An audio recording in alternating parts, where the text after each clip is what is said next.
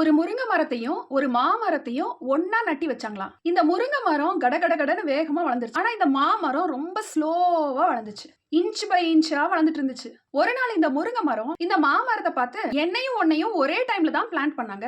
ஆனா நான் பாத்தியா எவ்ளோ வேகமா மேல போயிட்டேன். இன்னும் நீ கீழேயே தான் இருக்கிற. அதுக்குள்ள நான் பூ பூத்து காய் காய்க்க ஆரம்பிச்சுட்டேன்.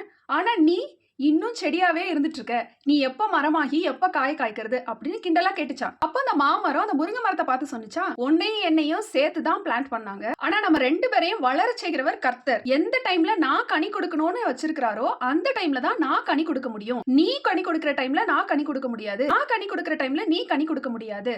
அது மட்டும் இல்ல, ஒரு காற்றோ ஒரு புயலோ இல்ல ஏதோ ஒரு மழையோ வந்தா ஒன்னால தாங்க முடியாது. நீ உடனே உடைஞ்சு போயிருவ. ஆனா நான் அப்படி இல்ல. என்னோட தூறுகள் என்னுடைய பிரான்ச்சஸ் எல்லாம் ரொம்ப ஸ்ட்ராங் ஆனது. அது அவ்வளவு சீக்கிரத்துல உடைஞ்சு விழாது. நான் உண்டாக்கப்பட்ட விதம் வேற, நீ உண்டாக்கப்பட்ட விதம் வேற அப்படின்னு இந்த மாமரம் சொன்னிச்சா. உங்களுக்கு ஒரு வசனம் சொல்லட்டா? ஏசாயா 60:22 வாசிச்சு பாருங்க.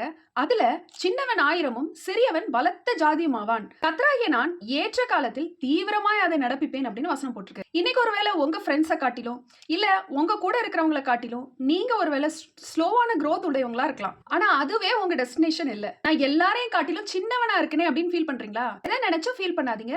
இன்னைக்கு சின்னவங்களா இருக்கிற நீங்க ஒரு நாள் பலத்த ஜாதி ஆயிருவீங்க. கர்த்தராகிய தேவனுடைய நேரத்துக்கு கொஞ்சம் வெயிட் பண்ணுங்க. அவரோட ரைட் டைம்ல அவரு தீவிரமா அதை செஞ்சு முடிப்பாரு. அவர் ஒருவேளை ஆசீர்வதிக்க ஆரம்பிச்சுட்டாருன்னா அவரை யாருமே ஸ்டாப் பண்ண முடியாது. அதுக்கப்புறம் நீங்க தான் எல்லார காட்டிலும் பலவானாகவும் ஸ்ட்ராங்காவும் இருப்பீங்க. இதை விசுவாசிச்சீங்கன்னா நீங்க ஆமென் சொல்லுங்க.